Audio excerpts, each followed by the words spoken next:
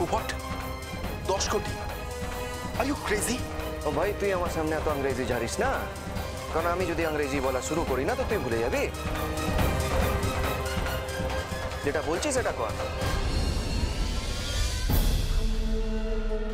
কৃষ্ণদা, ওর কি মাথা খারাপ হয়ে গেছে? 10 কোটি? राधे, फालतू का झमेला मत कर। मैं तो कहती हूँ जो पैसा मिले वो लेके चल। चल राधे। नहीं बुझली, ওদের কি মনে হয় এরা আমির আছে বলে যা ইচ্ছা তাই করবে আর আমাদের সেটা মানতে হবে? ও রাধে মানবে না, ঠিক আছে? যতক্ষণ না আমার শর্ত পুরো হচ্ছে রাধে এই বাড়ির থেকে কোথাও যাবে না। যার যা ইচ্ছে সেটা করে নিতে পারে। আরে এ তো মহাবিপদ। এতদিন নিজে আমাদের সারাক্ষণ হুমকি দিয়েছে যে নিজে বাড়ি ছেড়ে চলে যাবে, আর আজ যখন আমরা চলে যেতে বলছি উল্টো আমাদের জেদ দেখাচ্ছে।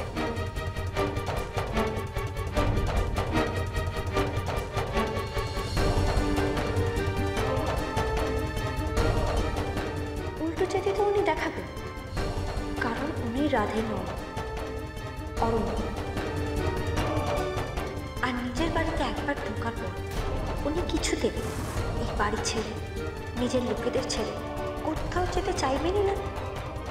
আমার দ্বিতীয় উল্টো চালটাও একদম ঠিক প্রমাণ করে।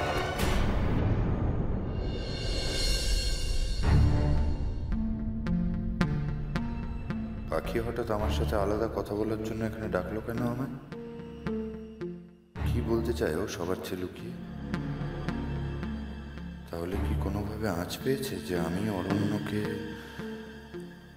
নাকি রাজরানীকে মেরে ফেলতে চাওয়ার ব্যাপারটা ও তো দেখেছিল সেই সময়।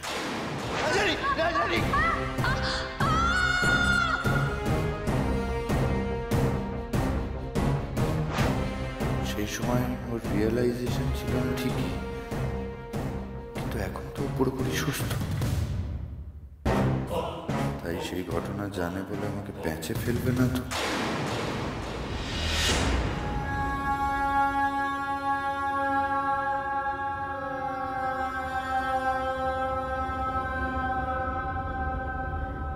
কৃষ্ণেন্দু বাবু,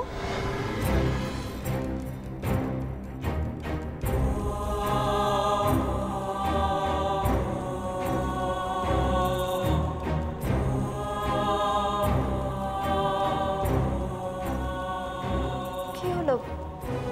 আপনি আমাকে দেখে এরকম চমকে গেলেন কেন? না, কি বলবে বললে বলো।